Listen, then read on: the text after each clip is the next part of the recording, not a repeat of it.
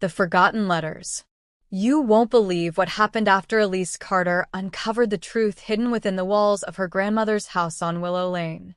The secrets she unraveled defy all logic, a love story that transcends time, mysterious letters, and an unbreakable connection to the past.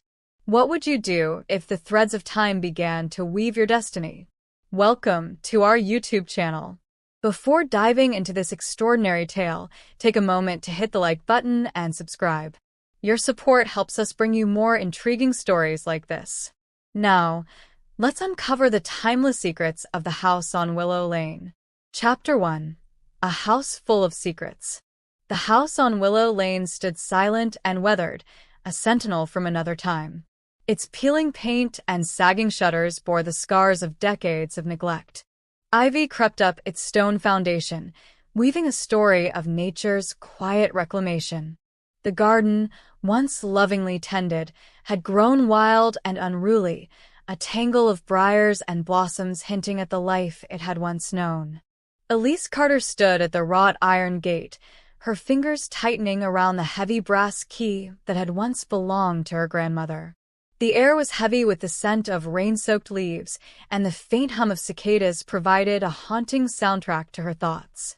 Taking a deep breath, Elise stepped forward, her boots crunching against the gravel path as she approached the front door. The key turned reluctantly in the lock, as if the house itself hesitated to let her in. The door creaked open, revealing an interior cloaked in shadows and dust.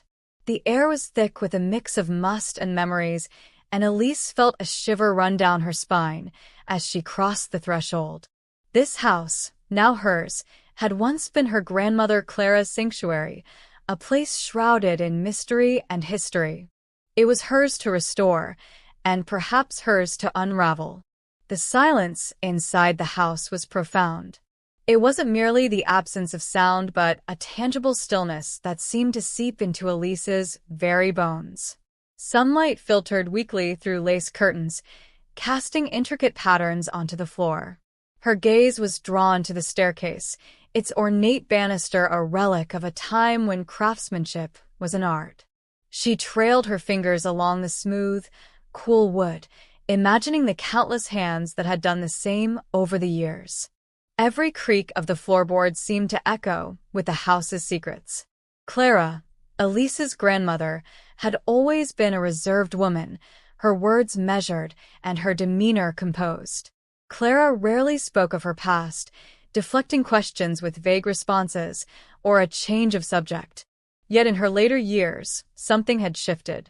Elise often caught her grandmother staring out the window, her gaze distant, her lips moving as if forming words she dared not speak. "The house will be yours someday," Clara had said one winter evening, her voice tinged with uncharacteristic emotion. Her hands, frail but steady, rested on the arm of her rocking chair as she looked at Elise with a solemn intensity. "Take care of it.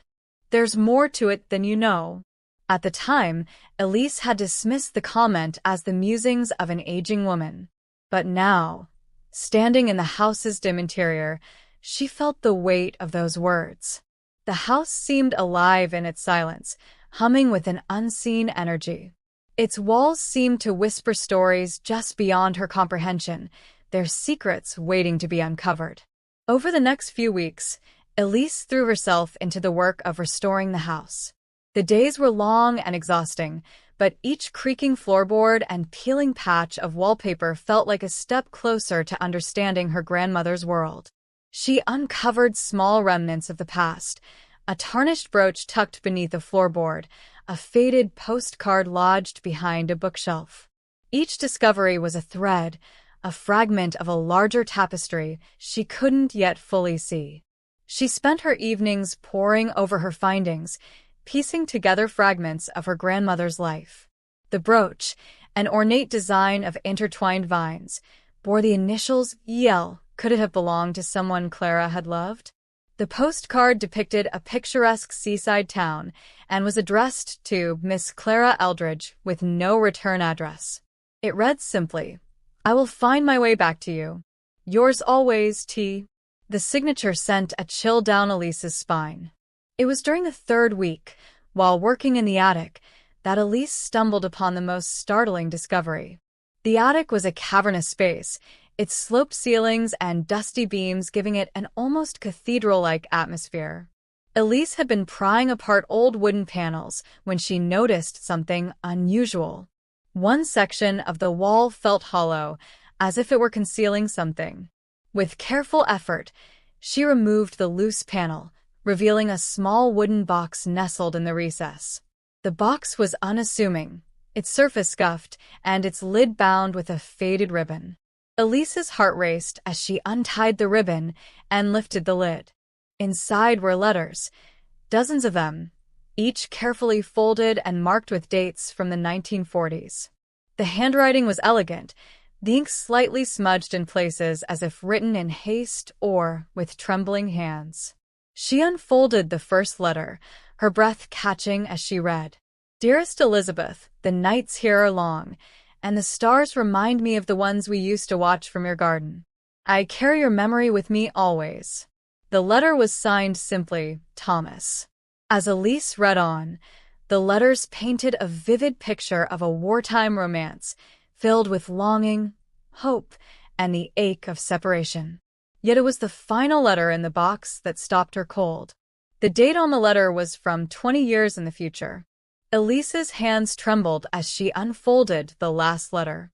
The ink was fresh, the handwriting unmistakably the same as the others. It began simply, "Dearest Elise, if you are reading this, then the house has chosen you.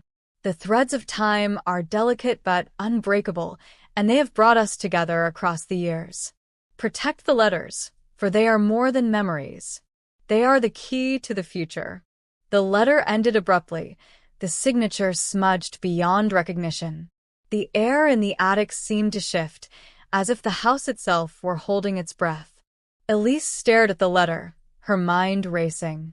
Who was Thomas? And how did he know her name? The attic's silence pressed in around her, heavy with secrets.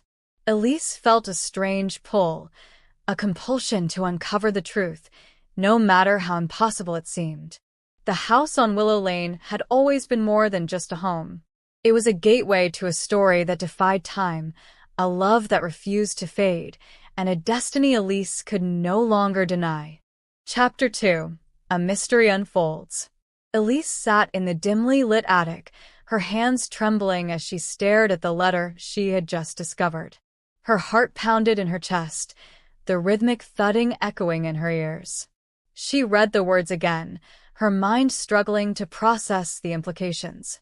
The handwriting was unmistakably the same as the other letters she had found in the box, elegant and precise, as though etched with care and emotion. Yet the date at the top of the letter made no sense at all. 1962. How could this be? Thomas had been presumed dead in 1944, and Elizabeth's letters had been dated during the war years. Elise's fingers tightened around the fragile paper as she read the words aloud, her voice breaking the stillness of the attic. "Dearest Elizabeth, if you are reading this, I must assume the worst has happened. Yet I believe in the threads of time that connect us. This house holds more than memories, it holds a part of us. You must find it, for our sake and for hers." The letter was unsigned. Elise's voice faltered as she whispered the final phrase, "For hers." Her words hung in the cold air, unanswered. She looked around the attic, its shadows seeming to press in closer as her thoughts swirled. Who was the her Thomas referred to, and what could he have meant by a part of us? The attic, already a space filled with the weight of the past, now felt suffused with an even deeper mystery. Elise shivered, not entirely from the chill in the air. Something about the letter felt personal, as though it had been written not for Elizabeth, but for her. The sense of urgency in Thomas's words felt tangible, almost as if he had reached through the decades to deliver this message directly into Elise's hands. She sat back on her heels, clutching the letter tightly. The cold seeped through her jeans, but she hardly noticed. Her mind raced, trying to connect the dots between the fragmented story she had pieced together so far. The letters had hinted at a love story filled with longing and separation, but this one seemed different. This letter spoke of something far beyond the confines of ordinary romance. It was as if Thomas had left behind a breadcrumb trail, guiding her toward a truth she could scarcely imagine. Elise knew she couldn't leave the mystery unsolved. The story of Thomas and Elizabeth was beginning to consume her thoughts, filling the quiet hours with unanswered questions. The earlier letters had painted a poignant picture of two souls separated by the turmoil of war, their love enduring despite the vast distance between them. Yet there were gaps in the narrative, cryptic mentions of a place of safety and secrets left behind. Those phrases seemed to take on a new significance now. What had Thomas meant by a part of us? And why had he written about it in a letter dated nearly 2 decades after he was presumed dead? Determined to find answers, Elise decided she needed help. She remembered passing by the local historical society when she first arrived in town. It was a small building nestled between the library and a bakery, its windows filled with faded photographs and old documents. If anyone could shed light on the story of Thomas and Elizabeth, it would be the archivist there. Elise carefully folded the letter and tucked it back into the box before descending the attic stairs, her resolve hardening with each step. The following morning, Elise arrived at the Historical Society, the box of letters clutched tightly in her arms. The building smelled of aged paper and wood polish, the scent comforting in its familiarity. Behind the front desk sat an elderly woman with a warm smile and sharp eyes. Her name tag read Margaret. Elise approached hesitantly, unsure of how to explain her peculiar discovery. "Hello," Elise began, her voice tinged with nervousness. "I was hoping you could help me. I've been going through some things in my grandmother's old house, and I found these letters." She placed the box on the counter, the faded ribbons still tied loosely around it. Margaret's eyes lit up with curiosity as she leaned forward to inspect the contents. "Willow Lane?" Margaret asked after Elise explained where she had found the letters. Her voice took on a thoughtful tone, and she leaned back in her chair, her fingers tapping lightly against the counter. "Ah, yes. That house has quite the history. I believe a young schoolteacher named Elizabeth lived there during the war. Let me check the records." Margaret disappeared into the back room, leaving Elise to wander among the shelves. The Historical Society was a treasure trove of local lore, its walls lined with photographs of the town's early settlers and artifacts from its past. Elise's gaze lingered on a sepia-toned photograph of a soldier, his uniform crisp and his expression solemn. She couldn't help but wonder if Thomas's face had once been captured in a photograph like this, preserved in a moment of time. When Margaret returned, she carried a faded ledger and a small photograph. "Here we are," she said, placing the items on the counter. "This ledger lists the residents of Willow Lane during the 1940s. And this photograph," she held it up for Elise to see. "This is Elizabeth Holloway. She lived in that house for most of her life." The photograph showed a young woman standing in front of the house on Willow Lane. Her expression was serene, but her eyes held a quiet determination that seemed to transcend the years. Elise felt a strange connection to her, as if the woman in the photograph were silently urging her to uncover the truth. Margaret continued, her voice softening. Elizabeth was a beloved teacher in the community, known for her kindness and strength. But the story of her soldier, she hesitated, glancing at Elise with an almost apologetic look. "Well, it's a sad one. Thomas Renshaw was stationed in Europe during World War II. He and Elizabeth exchanged letters throughout the war, their love story becoming something of a legend in the town. But in 1944, Thomas went missing in action and was presumed dead. Elizabeth waited for him for the rest of her life. She never remarried, and she continued to live in that house until she passed away." Elise's heart ached at the thought of Elizabeth waiting in vain for a man she loved so deeply. She reached into the box and pulled out one of the earlier letters, showing it to Margaret. "But if he died in 1944, how do I have these?" she asked, her voice trembling. And what about this one? With some hesitation, she handed Margaret the letter dated 1962. Margaret's face paled as she read the letter. Her hands shook slightly as she placed it on the counter, her eyes wide with disbelief. "This doesn't make sense," she murmured. "It's his handwriting, but it's impossible. If Thomas died in 1944, then who wrote this letter? And how could it have been hidden in that attic for so many years?" The two women stared at each other, the weight of the mystery settling between them like a tangible presence. Elise's determination solidified. She knew now that she couldn't stop until she uncovered the truth, no matter how impossible it seemed. Chapter 3. Hidden Connections. Elise returned home that evening with her mind racing, the weight of the box of letters pressing against her arms as if the secrets they contained had grown heavier. Each step she took up the front porch and through the door seemed to echo with a sense of purpose and urgency.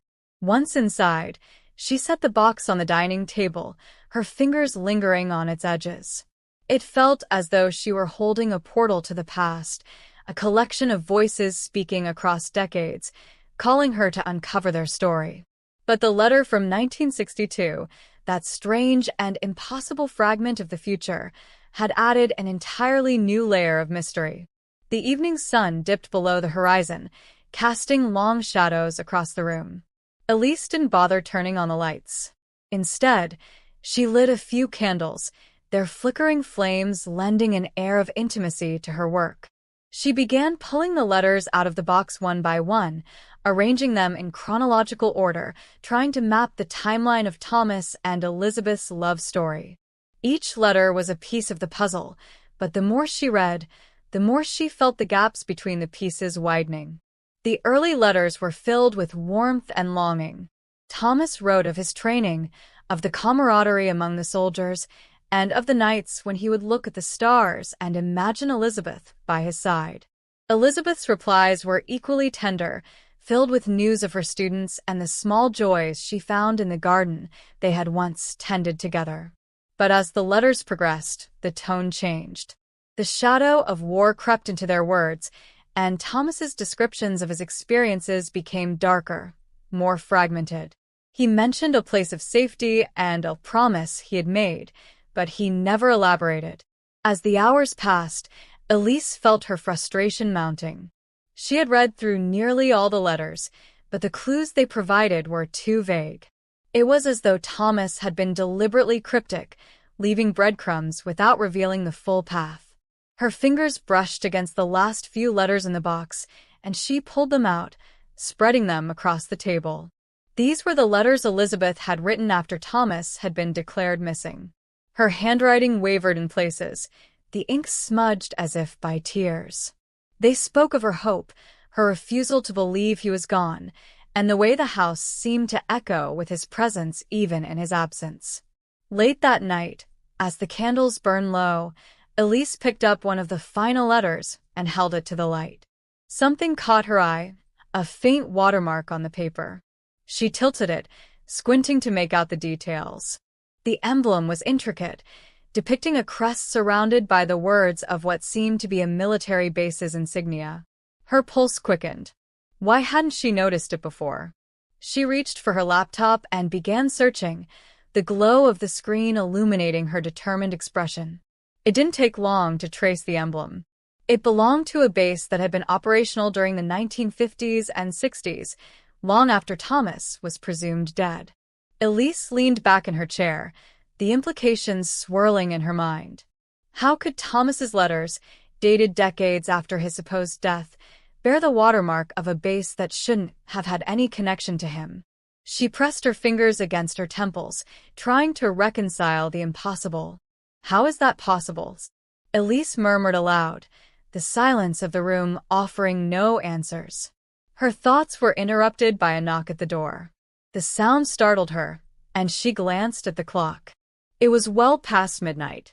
Who could possibly be visiting at this hour? She hesitated for a moment before rising and making her way to the door.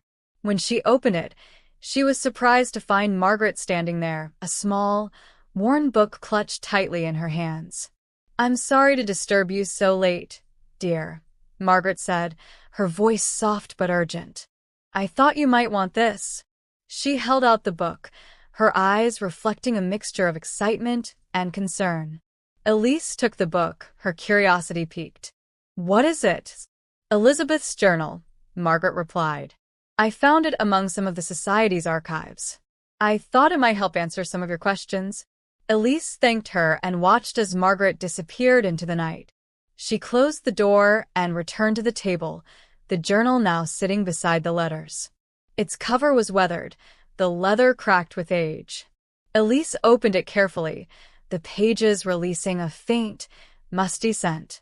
Inside, Elizabeth's neat handwriting filled page after page, chronicling her life during the war.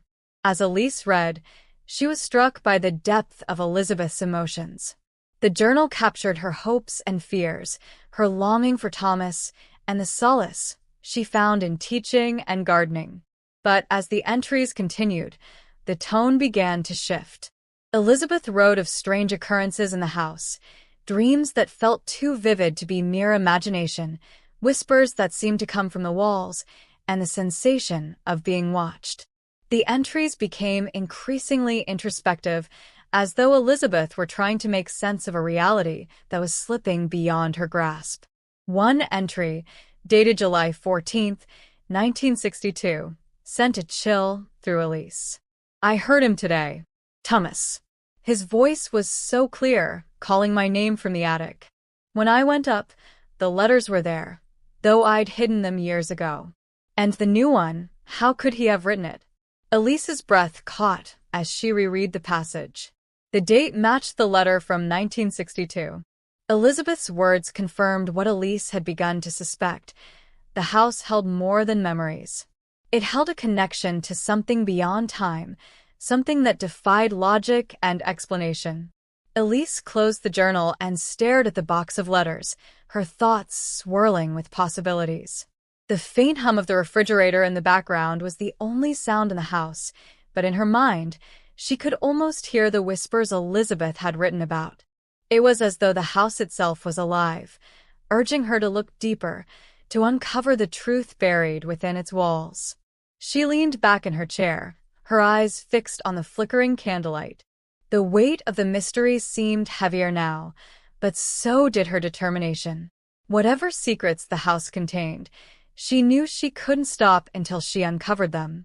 The pieces were there, scattered like fragments of a shattered mirror. All she had to do was find a way to fit them together. Chapter 4. Threads of Time. Determined to uncover the truth, Elise climbed the creaking attic stairs once again. The air was thick with dust, and faint beams of sunlight filtered through the grime-coated window, casting fragmented light onto the wooden planks below. Each step felt heavier than the last, as though the house itself was testing her resolve. The attic, with its slanted ceilings and cobwebbed corners, seemed to hold its breath as Elise began her search. She moved deliberately, examining every crevice and loose board. Her fingers trailed over the aged wood, seeking anything that might conceal another fragment of the mystery. The attic was cluttered with forgotten belongings, boxes filled with old linens, a cracked mirror propped against the wall, and an ancient trunk that creaked ominously when she nudged it aside. Each item seemed to whisper of lives long past, stories that had become entangled with the house. Elise's persistence finally paid off when her hand brushed against an uneven panel in the floorboards. Her heart quickened as she knelt down, prying at the edges with careful precision. The panel gave way with a soft groan, revealing a hidden compartment beneath. Inside lay a small, leather-bound journal, its cover worn but intact. She hesitated for a moment, her fingers hovering over the book as if it might vanish the moment she touched it. Then, with a steadying breath, she lifted it from its hiding place. The journal felt solid and heavy in her hands, its leather soft with age. Elise brushed off a thin layer of dust before opening it to the first page. Her breath caught as she saw the familiar handwriting. Thomas's elegant, deliberate script filled the yellowed pages. The ink had faded in places, but the words remained legible, a testament to the care with which they had been written. The entries began with an account of Thomas's life during the war. He wrote of the camaraderie among the soldiers, the battles they faced, and the quiet moments when he would think of Elizabeth. The words painted a vivid picture of his experiences, and Elise felt as though she were walking alongside him through the trenches. Yet, as the entries continued, a darker tone emerged. Thomas described the day he was gravely injured, the moment he believed his life had ended. But instead of death, there had been survival, a survival that came with a heavy price. Thomas's injuries had left him physically and emotionally scarred. He had returned to England under an assumed name, convinced that sparing Elizabeth the sight of his broken body was the only way to protect her. "I could not bear to see the pain in her eyes," he wrote. "Better for her to believe I am gone than to see what I have become." Elise's heart ached as she read his words, understanding the depth of his sacrifice even as she mourned the love that had been lost because of it. But the journal also hinted at something extraordinary. Thomas described vivid dreams that felt like memories, scenes that did not belong to his own life, yet felt undeniably real. He wrote of the house on Willow Lane, a place he had never seen before but which seemed to call to him across time. The dreams grew more intense as the years passed, filling his mind with images of the house and the people within it. As Elise turned the pages, the entries became more fragmented, the handwriting more hurried. Thomas's words took on a desperate tone, as though he were struggling to make sense of what was happening to him. "The house is not just a place," he wrote. "It is a connection, a thread that binds us together. I see her, the woman in the attic, holding the letters. She is not Elizabeth, yet she is. How can this be?" The final pages were the most perplexing of all. Thomas described a recurring vision of Elise herself. His descriptions were eerily accurate, capturing details that he could not possibly have known. "She stands in the attic, surrounded by dust and shadows," he wrote. "She holds the letters in her hands, her face a mixture of determination and sorrow. I do not understand how this can be, but I feel certain that she is the one who must know our story. If she can piece it together, perhaps she can mend what was broken." Elise closed the journal, her hands trembling. The weight of Thomas's words pressed down on her, filling her with a mixture of wonder and unease. How could he have known about her? The question reverberated through her mind, refusing to be silenced. She looked around the attic, the space suddenly feeling alive with the echoes of the past. The journal had provided answers, but it had also raised new questions, each more impossible than the last. For a long time, Elise sat in the dim light, the journal resting in her lap. She thought about Thomas and Elizabeth, about the love they had shared and the sacrifices they had made. She thought about the house, with its secrets and its whispers, and about the threads of time that seemed to weave them all together. And she thought about herself, a woman who had stumbled into a story that felt as though it had been waiting for her all along. As the first rays of dawn filtered through the attic window, Elise rose to her feet. The journal clutched in her hands, she felt a renewed sense of purpose. The answers were within her reach. She was certain of it. The pieces of the puzzle were scattered, but she would find a way to fit them together. She had to. For Thomas, for Elizabeth, and for herself. Before leaving the attic, she took one last look around. Her gaze lingered on the spot where she had found the journal, wondering what else might still be hidden within these walls. The air seemed to hum faintly, as if the house itself was acknowledging her resolve. Elise tightened her grip on the journal and descended the stairs, her mind alight with determination and questions yet to be answered. In the quiet hours of the morning, Elise spread the letters and the journal out on her dining table. The house felt different now, as though it had shifted in response to her discovery. She began rereading Thomas's entries, searching for any detail she might have missed. With each word, she felt closer to him, to Elizabeth, and to the truth that seemed to hover just beyond her grasp. Time, she realized, was not a barrier. It was a thread, connecting them all in ways she was only beginning to understand. Chapter 5. The Timeless Connection. Elise's days in the house had begun to feel like a waking dream, the boundaries between reality and imagination blurring in ways she couldn't explain. It started with the whispers. Late at night, as she lay in bed, the creaks and groans of the old house seemed to transform into hushed voices. They were faint, just at the edge of perception, as though the house itself was trying to speak to her. She would sit up in the darkness, straining to hear, but the whispers always faded into silence, leaving her with a gnawing sense of unease. Yet there was also a strange comfort in them, as if the house was not just a building but a presence, one that was somehow aware of her. Then there was the scent of lavender. It would come and go without warning, its delicate fragrance drifting through the halls like a ghostly presence. Elise recognized it immediately as Elizabeth's favorite flower, mentioned often in her journal. The scent was both comforting and unsettling, as though Elizabeth herself were walking the halls, her spirit intertwined with the house.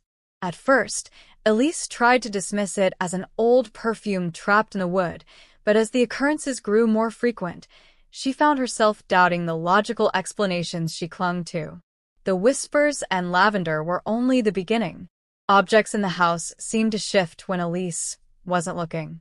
A chair in the parlor would be slightly askew, a book she hadn't touched would appear on the table, open to a random page.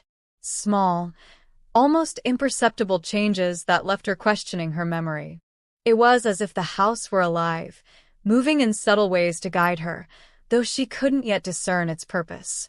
Her nights became restless, filled with strange dreams that evaporated the moment she woke, leaving behind only fragments, a man's voice calling her name, the sensation of being watched, the faint echo of a melody she couldn't place.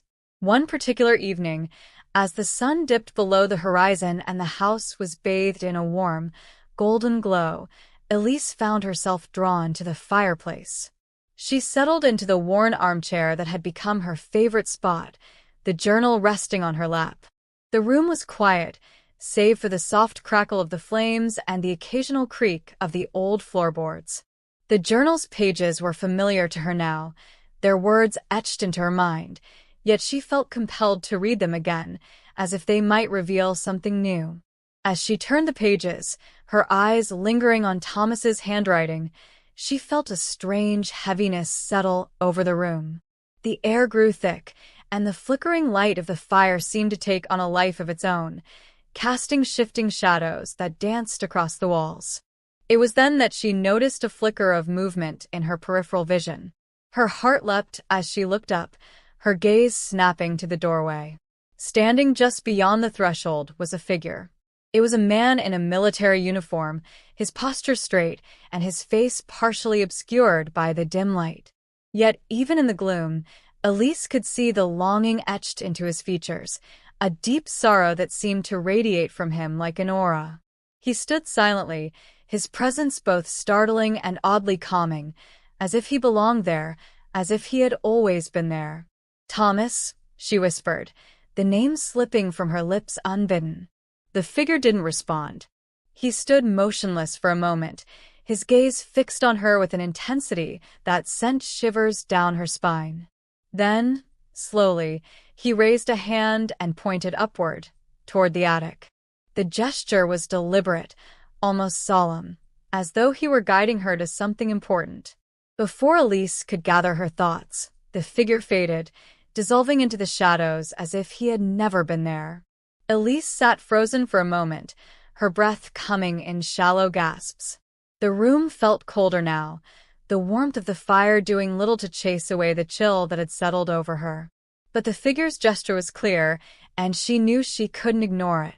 Grabbing a flashlight, she rose from the chair and made her way to the attic, her footsteps echoing in the silent house.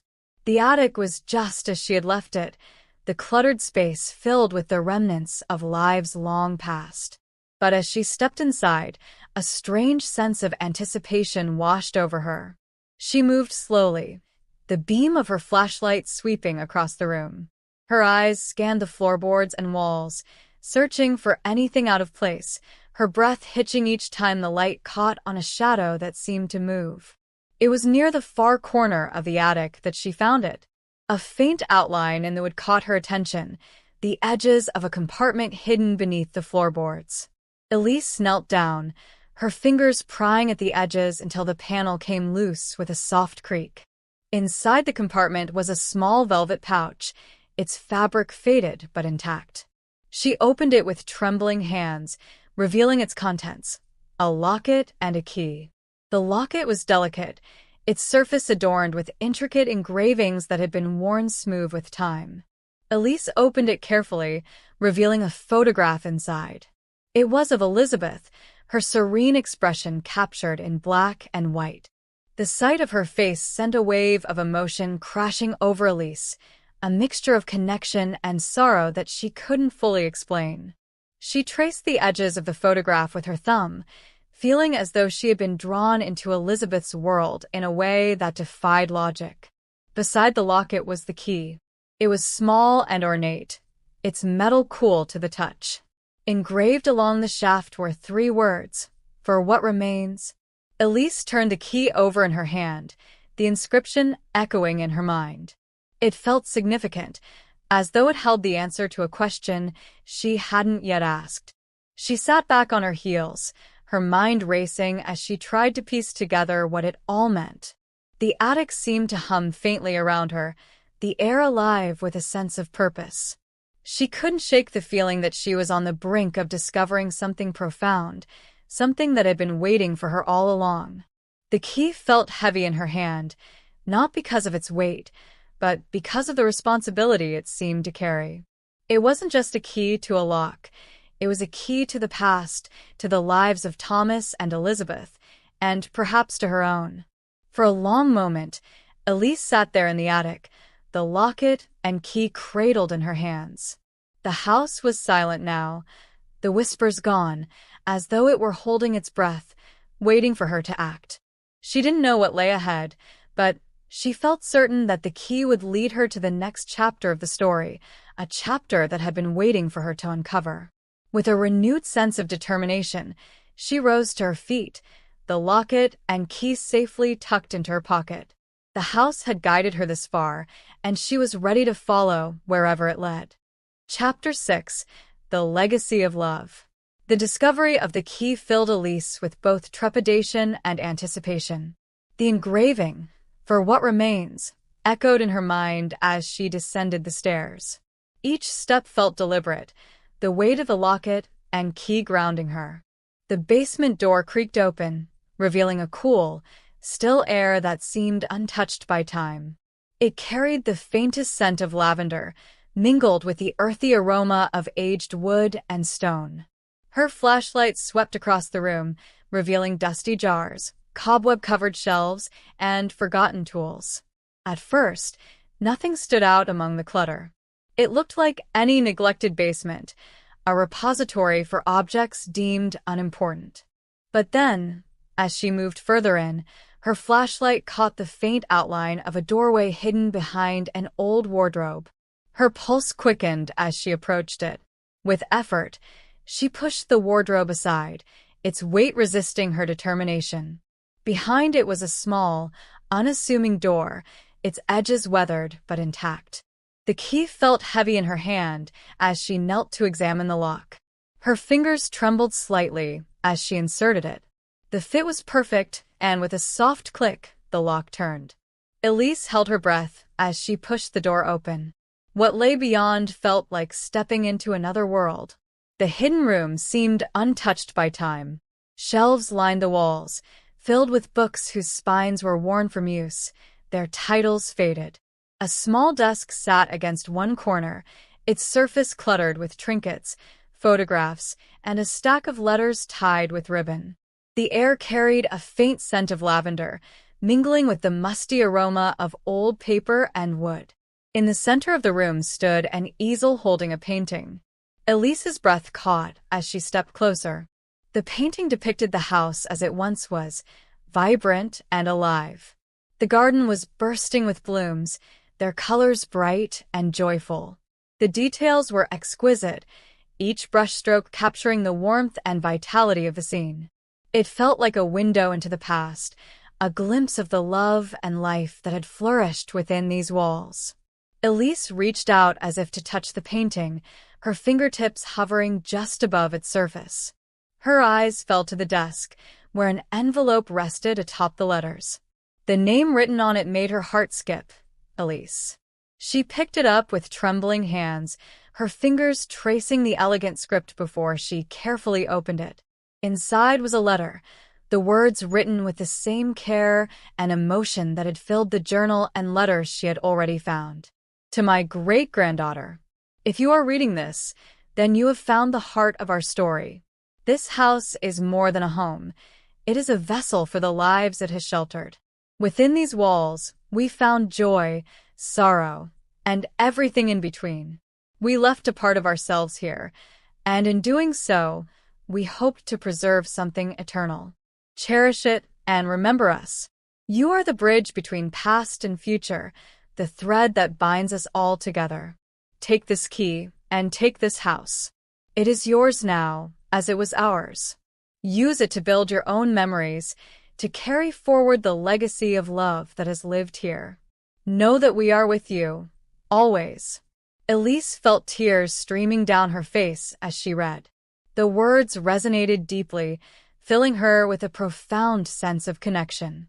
The house had been waiting for her, guiding her to this moment where she could uncover its secrets and bring closure to a story left unfinished.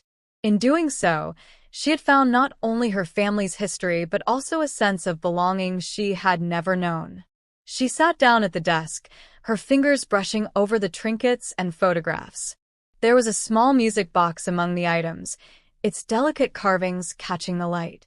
Elise wound it carefully, and as the lid opened, a soft, haunting melody filled the room. It was a song she didn't recognize but felt as though she had always known, its notes wrapping around her like a warm embrace. The gramophone in the corner began to hum softly, seemingly of its own accord. The music blended with the melody of the music box, creating a symphony that seemed orchestrated by the house itself. Elise closed her eyes, letting the sounds wash over her. She could almost feel the presence of Thomas and Elizabeth, their love and their lives interwoven with the very fabric of this place. After a while, Elise rose and carefully explored the rest of the room. She found more letters, some addressed to Elizabeth and others written by her. Each one was a testament to the life she and Thomas had shared, the challenges they had faced, and the enduring bond that had carried them through. There were journals filled with sketches of the garden, recipes handwritten on scraps of paper, and even a small, pressed flower carefully preserved in a frame. Elise lingered in the room for hours, soaking in every detail. It was as though she were piecing together a tapestry, each item adding another thread to the story of Thomas and Elizabeth. When she finally stepped back into the main part of the basement, the locket and letter clutched in her hands, she felt a sense of peace she hadn't known in years. As she ascended the stairs, the house seemed to hum with a quiet contentment, as though it too had found closure. That night, Elise sat by the fireplace, the locket around her neck and the letter resting on the table beside her. The flames danced in the hearth, casting a warm glow that filled the room. She felt the presence of her ancestors, not as ghosts, but as a part of the house, a part of her. "I will remember," she whispered, her voice soft but resolute. The house seemed to answer her in its own way, the whispers returning briefly before fading into a serene silence. Elise knew that this was not the end of the story, but the beginning of a new chapter, one that she would write with the love and legacy that had been passed down to her. In the days that followed, Elise began restoring the house with a vision of sharing its story. The hidden room became a centerpiece, its artifacts a testament to the love and resilience of Thomas and Elizabeth. The house became a sanctuary for visitors to connect with its history, and for Elise, it became a living reminder of her family's enduring legacy. Each evening, As the sun set, Elise would sit by the fire, the locket resting against her heart. She would close her eyes and listen to the whispers of the house, knowing she was never truly alone. The legacy of Thomas and Elizabeth lived on, not just within the walls of the house, but in her own heart. Thank you for diving into our incredible stories. If you enjoyed the journey, don't forget to hit that like button and subscribe for more adventures. This is just the beginning. There's so much more to come.